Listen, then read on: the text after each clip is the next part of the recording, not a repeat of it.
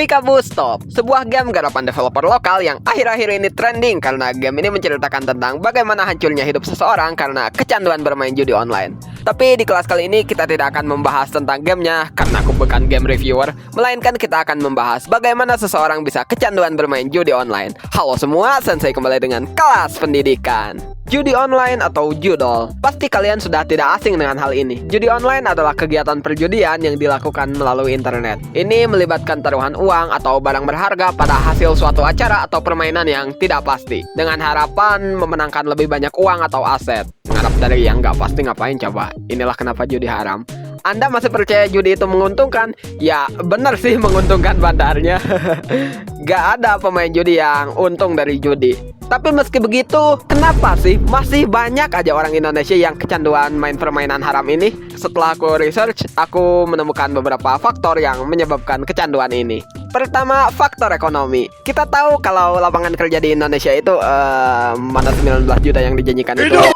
Nah, karena kurangnya lapangan kerja inilah kemiskinan ada di mana-mana. Dan udah pernah aku bahas di video yang ini, kalau sebagian dari orang-orang seperti itu cenderung untuk ingin mendapatkan sesuatu dengan cara yang instan. Nah, dengan harapan palsu dari judi yang katanya ngasih uang dengan mudah, ya mereka main lah. Kedua, faktor psikologis. Sama kayak rokok, judol bisa bikin kecanduan karena pada saat menang sekali, saat itu otak langsung dipenuhi dopamin, hormon kebahagiaan. Bahagia, pasti semua orang ingin selalu mendapatkannya. Otak juga begitu. Dengan kebanjiran dopamin yang instan ini, otak pengen terus-terusan seperti itu. Jadinya orang yang main judol ini bakal terus-terusan bermain buat dapetin kemenangan biar otaknya kebanjiran dopamin lagi. Gak sadar kalau mereka cuma bakal rungkad terus-terusan. Ketiga, faktor aksesibilitas. Nah, ini nih, situs judol itu di mana-mana dan gampang diaksesnya. Coba ingat-ingat. Biasanya pas kita buka situs, ada tuh pop-up iklan. Biasanya kan aplikasi benchmark tuh. Nah, kalau enggak itu ya judol. Buka situs lain, pop-up judol, pop-up judol, pop-up judol. Terus aja gitu. Kenapa sih situs judol sebanyak itu gak diblokir? Mereka bayar pengamanan kah? Oh. Wah! Nah, jadi karena akses yang mudah, transfer mudah, apa-apa mudah, dan janji palsu yang manis di iklannya kayak janji pejabat korup pas waktu kampanye, jadilah orang-orang tergiur untuk mulai bermain judol.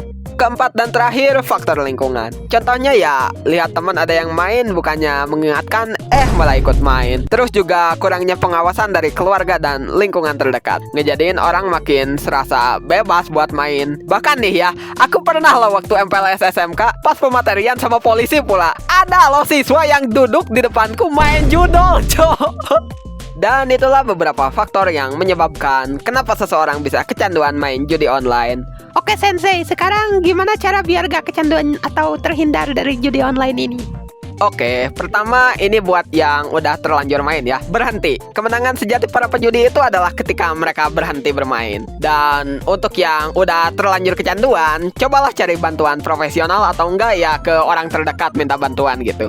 Nah, untuk menghindari judol sebenarnya gampang sih. Jangan main, jangan tergiur dengan apapun yang katanya bisa membuatmu kaya dengan instan. Gak ada di dunia ini yang beneran instan. Mie instan aja perlu dimasak dulu.